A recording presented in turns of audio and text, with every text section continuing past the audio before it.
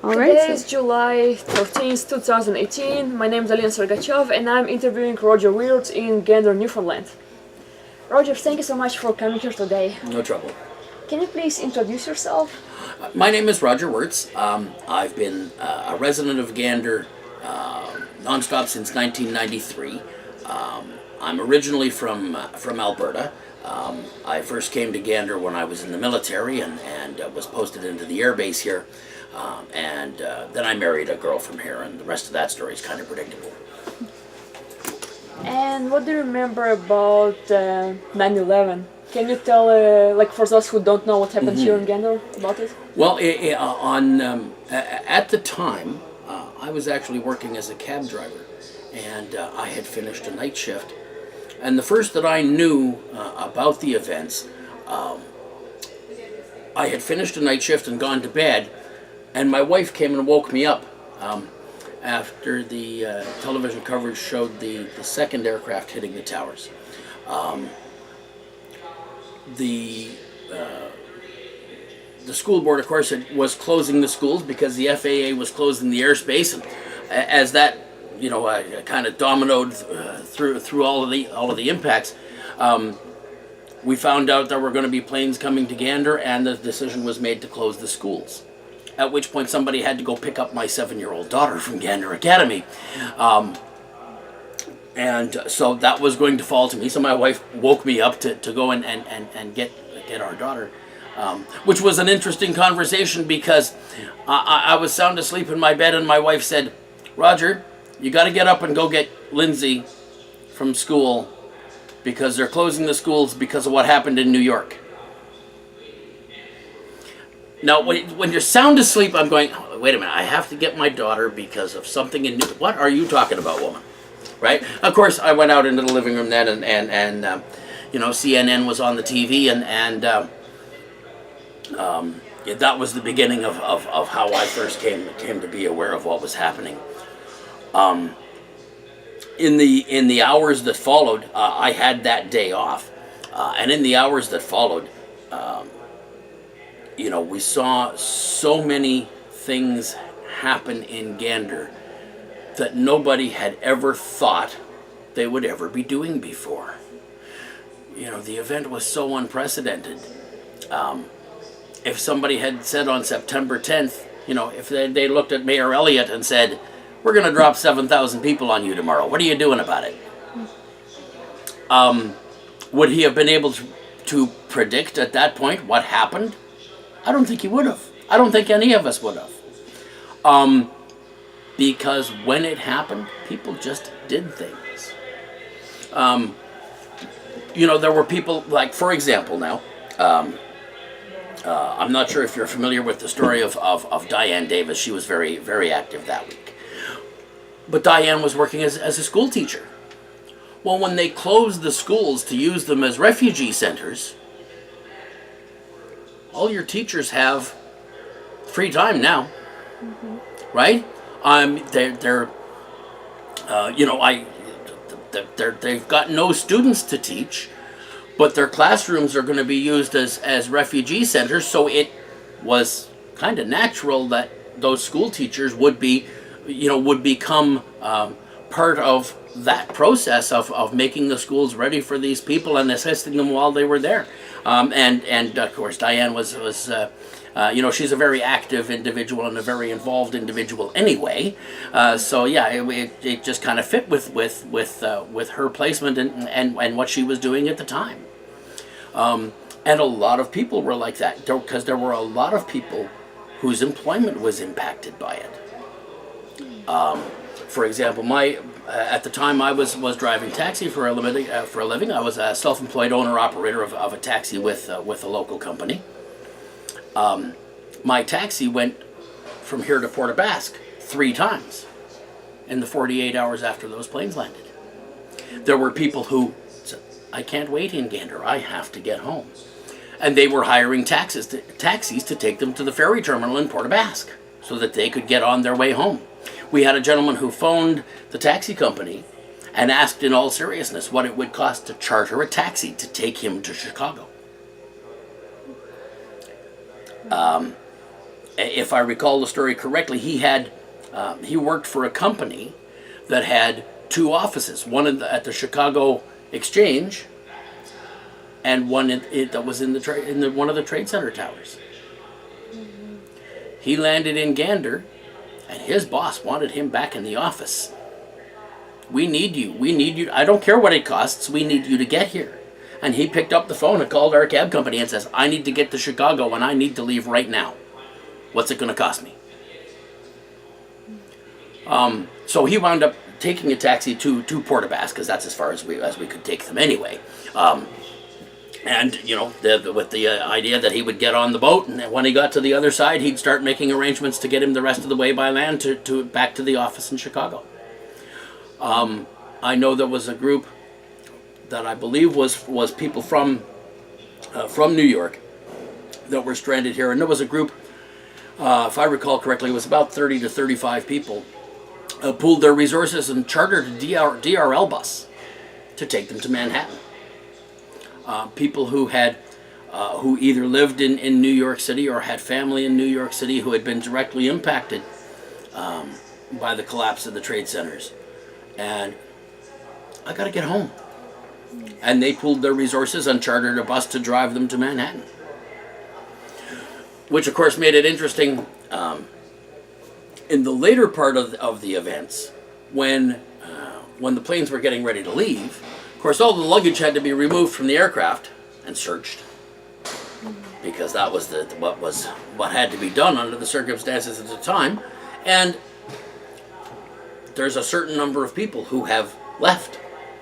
Their luggage was still on board the aircraft, right? Yeah. So now what happens to those belongings? I don't know what happened to those belongings in the fullness of time. If you're talking to somebody who's, maybe if you get an interview with somebody from the Red Cross or somebody like that, that might be a decent question to ask, because I don't know what happened to those belongings in the fullness of time. Whether the airlines returned them to them, or I don't know. But yeah, because when the people came off the airplanes, they came off with what they had in their carry-on bag. And that's all they had. You know, if you were flying somewhere and you got stranded halfway there and you were going to be there for 4 days, could you live on what's in your carry-on bag? Probably not. No, most people couldn't. Yeah. I know I couldn't.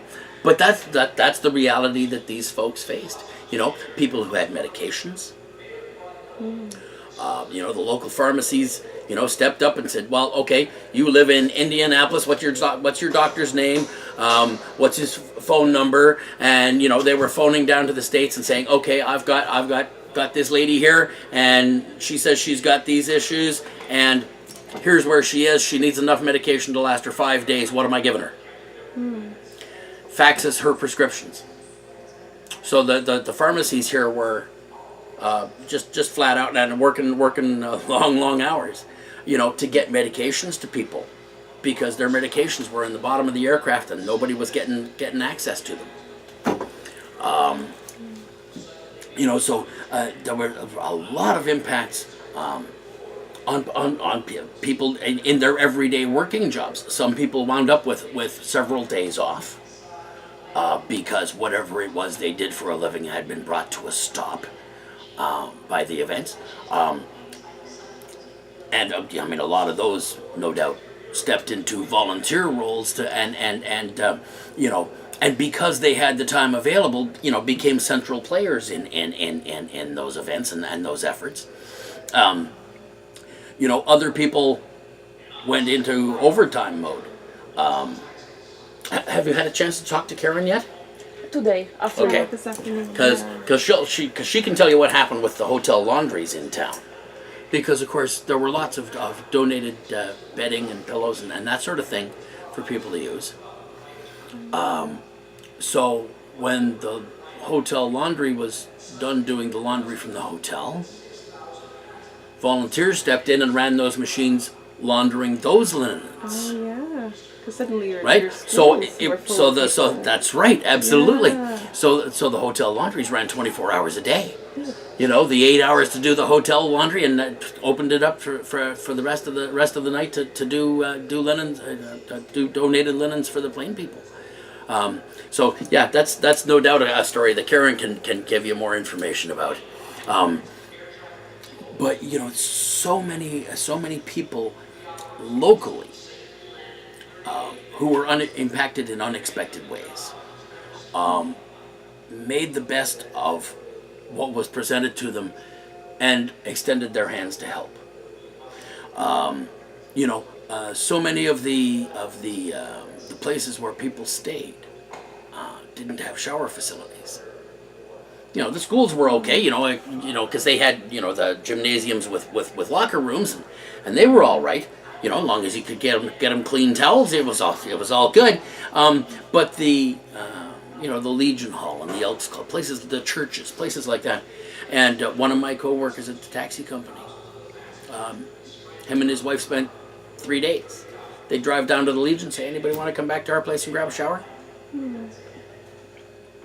And I don't know what their hot water bill was that month, but it was, I'm sure it was big, because, they'd take them home, they'd take them back to their place, they had some bathrobes there, said, okay, you grab a shower, and then when you get out of the shower, just hang out, we'll have a cup of coffee or a cup of tea, whatever it is, and, we'll put your clothes through our washer and dryer for you.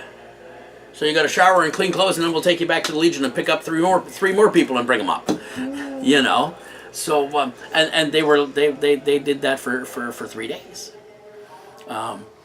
and just so people who saw people walking by the side of the road and stopped and offered them a ride.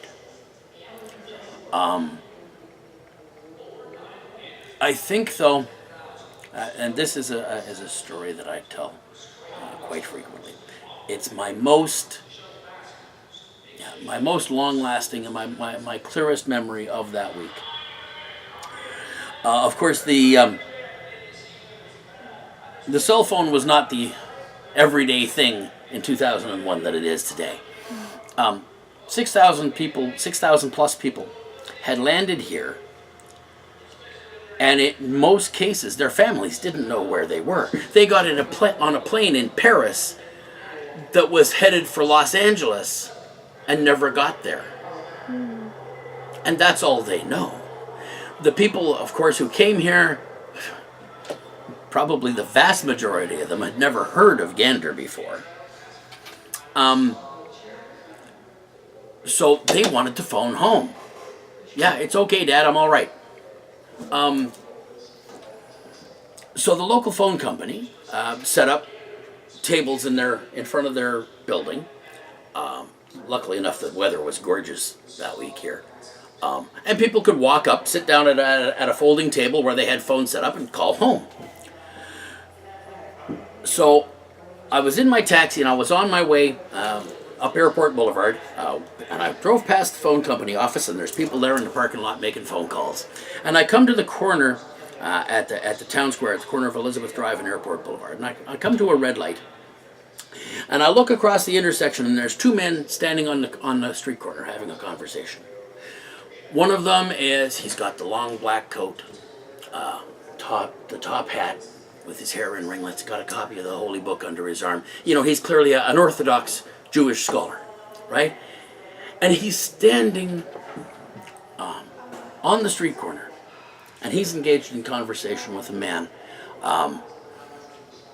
who is, clearly also of Middle Eastern ancestry, but he's all in like white Bedouin style clothing, right? He's got the checkered headscarf with the ring.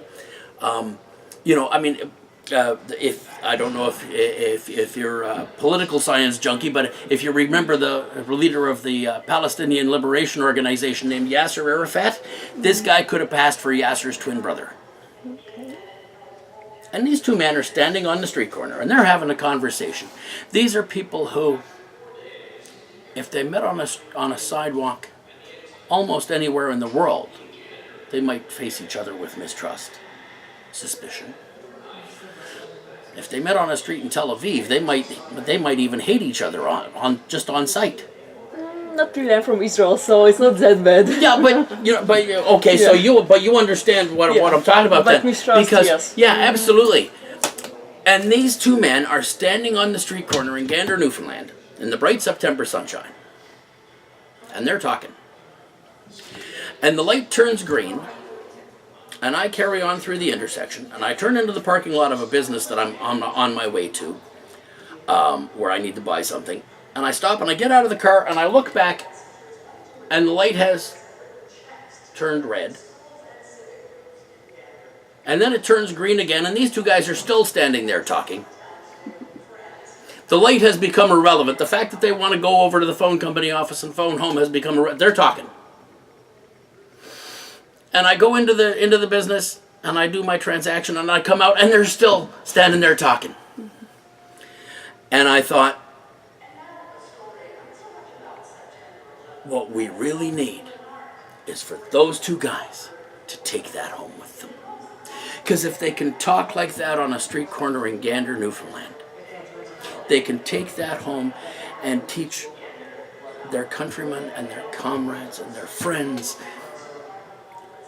how to talk like that to one another. And if we can get people talking like that to one another around the world, then the people who did those things in New York don't have to win.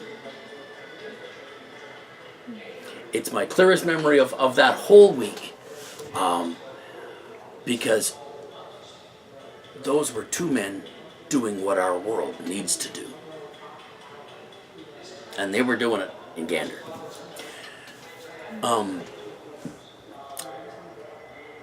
There were so many great things done in that week. Not everybody did big things, but almost everybody did something. My own personal contribution to it was I spent a few hours one afternoon collecting donations for the Lions Club. They had put out a bulletin saying that they wanted, certain kinds of things, and they had people who had phoned and said, "I've got what you're looking for, but I don't have a way to get it to you." So I went and drove around and collected donations and brought them into the Lions Club. Not a big thing. It was 2 or 3 hours out of my time, but it was something. And almost everybody in Gander did something. And when you added all of those somethings together, they became something just totally spectacular. It's a week that Gander, I think, is justifiably proud of. I've lived in a lot of places. I've never been so proud to call myself part of a place as I was that week in Gander. But wait, Roger, not only Gander, the surrounding communities. Oh, absolutely. The surrounding communities, of course, you go out to Appleton or to Glenwood. Have you had a chance to see the memorial park out there? Not yet. Hopefully tomorrow. Okay.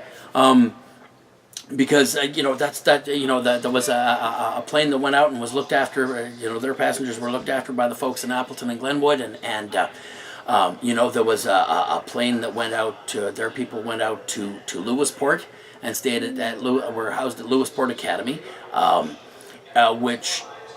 they did a fundraiser among those passengers after the event, and there is a scholarship for high school students who graduate in Lewisporte, who want to continue on to post-secondary education. I think there's 2 scholarships every year, and they collected enough money that it could go into trust and create this scholarship, and those scholarships are still being given out. And that was the letters of thanks and the acts of thanks that came after the event were really outstanding. And I mean, it wasn't anything that anyone expected. At Gander Academy, there were people who were housed at Gander Academy, took up a collection among themselves and did raised enough, that the school got all new playground equipment and a new parking lot and things like that. The folks from Lewisporte Academy, there were people who went out to a Salvation Army camp that's not far from Bishop's Falls. There were folks who went out to Gambo and Hare Bay, out towards Dover and that way. They were all, everybody from all over the place. People from as far away as Twillingate drove into Gander to volunteer their time. My wife's family is from the Twillingate area, and there were several people who got together, jumped in a car, and came into Gander to volunteer with an organization here. I'm not 100% certain. I want to say it was the Lions Club, but I don't know if that's right or not. But they were active with a service club in the Twillingate area, and they came into Gander to volunteer their time with that service club here in Gander. So there was a lot of that. One of my favorite stories from the time is about the couple of the school bus drivers, who of course were on strike at the time.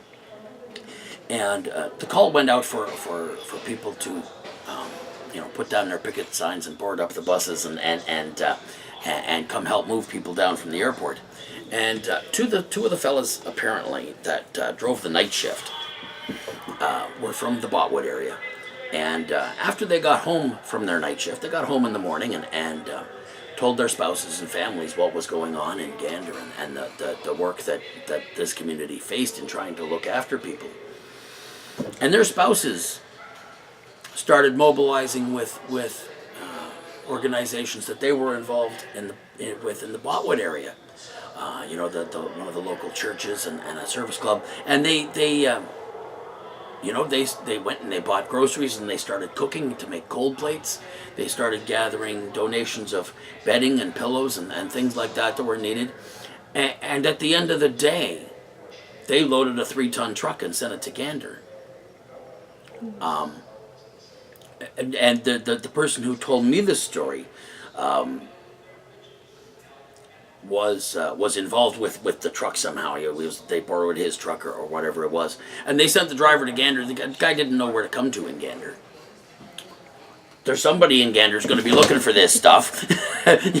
Go to Gander and find out where they need it and drop it off there. And of course, when he got to Gander, from what I understand, he was pointed in the direction of the community center, which was where they were refrigerating all of the foodstuffs and that were being brought in. They got the cold plates distributed around from there, and the bedding distributed to where it needed to go. But it's nobody asked these folks in Botwood to do that. It was just they heard that this was something that was going to be needed in Gander, so they did it. Without being asked, without any hope of reward, without, it was just, it's something that's needed. Let's do it. And they did.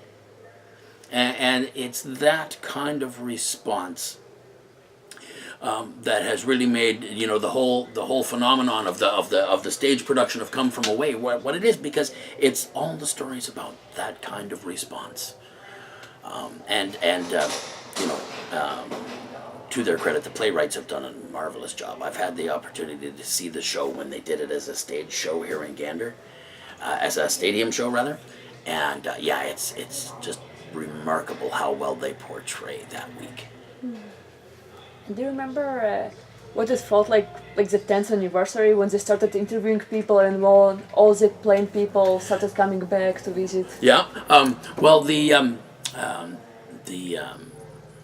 the flight captain that's portrayed in the stage production of Come From Away, at the time in 2001, stayed at the hotel where I currently work. Okay. And of course, anytime her and her husband come to Gander now, they stay with us. So I've had the opportunity to meet her several times. And when the 10th anniversary happened, I had just started at the hotel then, was the first time that I got to meet Captain Bass. And she's a remarkable woman, by the way. Just fabulous. You can certainly understand how she came to be the first female captain with American Airlines, because there is nothing that woman can set her mind to that won't get done. Yeah, she's the kind of person who makes things happen. She really is. And anyway, so when the 10th anniversary commemorations were on the go and people were coming back, of course, because I was in a different industry, I was meeting different people than I had, during the week of, and yeah, it was great to see. So many people came back, and would they were walking around Gander, and going, yeah, okay, I remember walking down this street when I was here. Yeah, we had a really good lunch at that place, or whatever the case may be, and yeah, just so much, so much joy and so much love coming out, from folks that, were so thankful that they had been so well cared for in that week. And it's actually a little bit, it's difficult to put into words because, like most folks in Gander, I mean, my contribution personally was quite small, but it added to the whole, and the whole was remarkable, and to have people coming up and saying thank you individually. For taking part in that effort, even if it was, just a small part, it was still, and people walking, that was a very moving experience. It was unlike anything that I've encountered before. Could you anticipate that any of them will be willing to come back? I mean, it's hard to get here, like Gander is... It's not an easy place to get to. You're right. One of the perhaps we'll call it an after effect of that week. There was a couple of weeks in Gander you couldn't buy a toothbrush in this town. Yeah. Right? Because the stores either, initially, service organizations went out and bought, personal hygiene goods and so on and so forth. As the hours progressed, the stores just went, no, just take it, and donated stuff en masse. So of course, Newfoundland being, off over there somewhere, where transportation issues, can slow things down considerably. Yeah, 2 weeks. You couldn't buy a toothbrush in this town because all the shelves were bare. The stores had donated every toothbrush they had, and it was taking them 2 and 3 weeks to get restocked. Mm-hmm. So, if you needed a toothbrush, you were out of luck. Don't run out of toothpaste because there isn't any. So yeah, but so that's just kind of a side note based on your observance of how hard it is to get here. But yeah, no. The thing is I guess when you consider from their perspective the difficulty that you encounter in getting here compared to the difficulty of what was done and what was just made up out of thin air on the day. Yeah, when you've got time to plan a trip, it's not that hard. Yeah. And that's the thing is nobody had ever done this before. There was no instruction book. There was no user's manual. I mean, 7,000 people are going to come out of the sky. 2 hours. Get ready. What are you going to do? It gives full credit to our town council that they were able to activate the town's emergency plan and come up with what was needed. Because that was the among the first things that was done when they found out all of these planes were coming was the town activated its emergency plan, which said if you need to move people, call the school board because they've got buses, and on down the list, a list of contacts for services and needs, and they activated the emergency plan, and it actually worked very, very well, considering the unprecedented nature of the circumstances, which I suppose is kind of the idea of having an emergency plan. You don't know what the emergency is going to be, but but yeah, it was nobody'd ever done this before, and that was a big part, I think, of the initial difficulty of getting people down from the airport. Because, of course, on the day, nobody knew how big this thing was. Nobody knew if there might be other aircraft involved or other people involved or other methods involved. Nobody had any idea. So they were doing their best to protect against everything. Well, you can't protect against everything. Absolutely. It's not possible. But they were taking every precaution that they could, and that slowed things down. That's the reason that the people couldn't bring their luggage off the aircraft. Because you're not going to on that day, you weren't going to let anybody walk through that airport with a suitcase that hadn't been searched. And when you've got that many people and you've got to get them off aircraft, you don't have time to search that many suitcases. So that's why they came off with only their carry-on bags. And that was a decision that had to be made. It wasn't something that anybody said, no, you've got to do it this way. It was a decision that they had to make in response to the circumstances. Like at the airport, they would have had to make that call? Yeah. Okay. So, for example, now the Red Cross has a lot of experience and a lot of know-how in handling disasters that displace people from their homes. So they got the call to go up and process these folks through the airport. And their volunteers and their organization did a remarkable job because they needed to know who everybody was and where they were going to be housed and how they could be contacted and just so many details that needed to be repeated 6,700 times. And the Red Cross, because of their disaster response mechanisms that they have for other kinds of situations, they were able to adapt that and did a really, really awesome job. It was time consuming, but without their previous expertise in handling situations where people were displaced, that could have taken days longer. So having the expertise of organizations like that was huge. The Salvation Army has disaster relief services that go into action all over the world. In fact, there was a team from here in Gander that dispatched to New York City in the week after to provide services to first responders and search crews at Ground Zero in New York. Trying to think who you might talk to about that. Because they sent people from here in Gander to Ground Zero. I had no idea. To provide support services for the first responders there. That's amazing. I'm not sure who you would talk to about that, but if you contact the Salvation Army Church here, they might be able to put you on to somebody like that that knows more about that. Because I know it made coverage in the local newspaper at the time too. So if you maybe contact them, so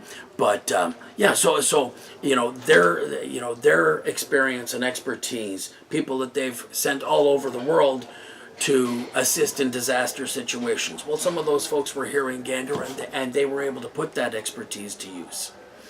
So. So Gander had some resources available that might not have been available in the other surrounding towns. But with the support of the other surrounding towns, Gander was able to do a lot more than it ever could have by itself either. And there's been there's thousands and thousands and thousands of stories. And many of them are just so touching. People who made connections here that there's a couple of guys from the UK who stayed in the basement at the hotel where I now work. There weren't any rooms available for them, but they were happy enough to stay down in the basement in the gymnasium.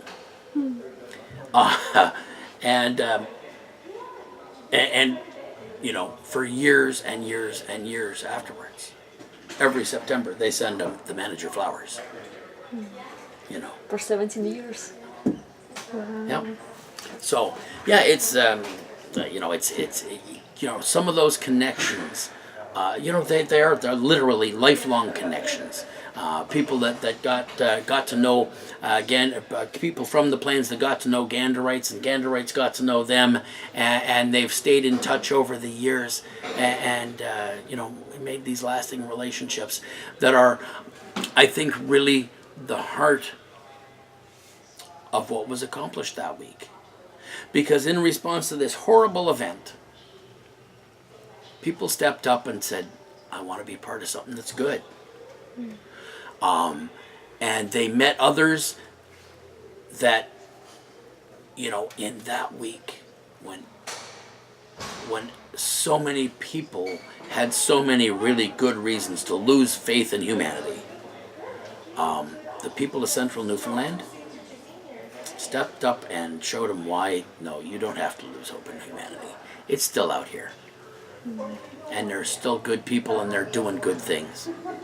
Just because it's the right thing to do. Roger, you mentioned your daughter. Like, how did you explain to Lindsay like what's going on like that day? Well, of course, that's, you know, that's a question that was faced by every parent on the planet that week. How do you describe to, like, Lindsay at the time was 7. Yeah, how do you describe how people can do something like that on purpose? And you know, I don't think any parent on the planet ever really answered that question very well. I know I didn't. What I did do